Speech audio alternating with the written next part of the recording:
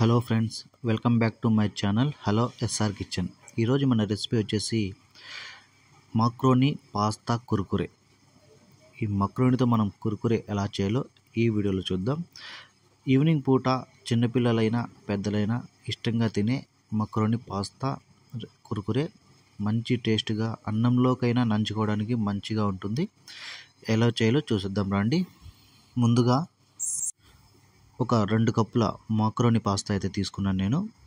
ఇవి వచ్చి ప్లెయిన్గా ఉన్నాయి. మీరు లైన్స్ ఉన్నాయి మాక్రోని తీసుకోవచ్చు, ప్లెయిన్ అయినా తీసుకోవచ్చు, మీ ఇష్టం. అది మీకు ఏవి అవైలబుల్ ఉంటే అవి తీసుకోండి. ఈ 2 కప్పు మాక్రోనికి మనకి బాగా బయలేంత వాటర్ తీసుకుందాం. అంటే ఒక 3 గ్లాసులు 4 గ్లాసులు వాటర్ తీసుకొని అందులో ఒక స్పూను ఆయిల్, అలాగే ఒక స్పూను సాల్ట్ వేసుకుందాం. సాల్ట్ అయినా ఉప్పు అయినా ఏదో ఒకటి వేసుకోండి. ఉప్పు వేసుకొని ఒక గంటి కానీ ఏదైనా తీసుకొని మొత్తం ఆ ఉప్పును అలా కరిగేలాగా మనం కలుపుకుందాం. ఇక స్టవ్ ఆన్ చేసి ఈ వాటర్ బాగా మరిగేంత వరకు మరిగించుకుందాం. మనకి వాటర్ అయితే బాగా మరిగాలి. ఆ మరిగేంత వరకు మరిగించుకొని మనం పాస్తాని అందులో వేసుకుందాం. ఈ పాస్తా వేసి మనకి ఒక 70-80% ఉడికేంత వరకు ఉడికించుకుందాం. మొత్తం మేము మెత్తగా అయిపోయేంత వరకు ఏం అవసరం లేదు. ఒక 70-80% ఉడికేలాగా ఉడికించుకోవాలి. ఇలా చాకుతో కానీ చేత్తో కానీ తుంచితే మనకి లైట్గా ఉడికేలాగా చూసుకుందాం. ఇలా చూసారా?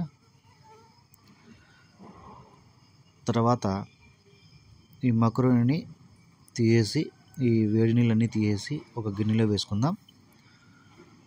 మొత్తం ఇలా వేసుకున్నాక ఈ హోల్స్ ఉన్న గిన్నెలో వేసుకుందాం. కింద వాటర్ అంతా పడిపోతుంది.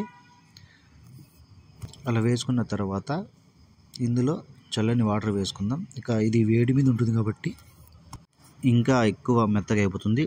అందువలన మనం చల్లని వాటర్ వేసుకుందాం. ఇవి బాగా చల్లారిపోయిన తర్వాత 1 స్పూను 2 స్పూన్ల కార్న్ఫ్లోర్ వేసుకుందాం.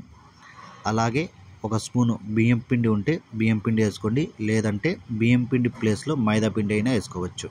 బియ్యం పిండి వేస్తే మనకి ఈ పాస్తా అనేది ఈ పాస్తా కుర్కురే తినేకి బాగా కరుం కరుం అని సౌండ్ కూడా వస్తుంది. అందువల్ల మంచి టేస్ట్ వస్తుంది బియ్యం పిండి వల్ల. అంటే ఈ కార్న్ఫ్లోర్ ఇంత అని కాదు, కానీ మీకు ప్రతి పీస్కి పట్టేలాగా కార్న్ఫ్లోర్ అయితే వేసుకుందాం. తర్వాత స్టవ్ ఆన్ చేసి ఒక కడాయి పెట్టుకొని అందులో మనకి డీప్ ఫ్రైకి సరిపోయేంత ఆయిల్ వేసుకుందాం. ఈ ఆయిల్ బాగా వేడైన తర్వాత మనం ఈ పాస్తాని విడివిడిగా వేసుకోవాలి.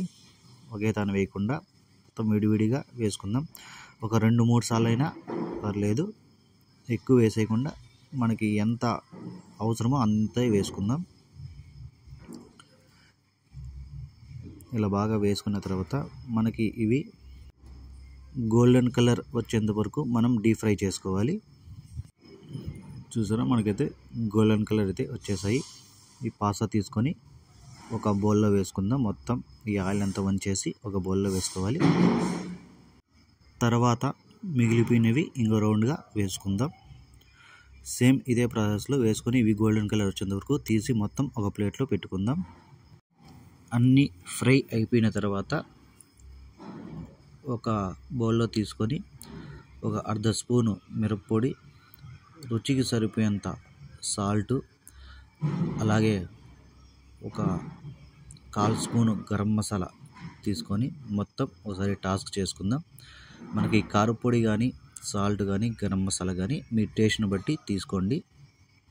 ఇలా టాస్క్ చేసుకున్నాక ఇక అంతే, మనకైతే ఈ మక్రోని పాస్తా కుర్కురే అయితే రెడీ అయిపోయింది. ఒకసారి నేను చెప్పినట్టు మీరు ట్రై చేయండి. ఎలా వచ్చిందో కామెంట్ చేయండి. ఈ రెసిపీ మీకు నచ్చినట్లయితే please like and subscribe. Thank you.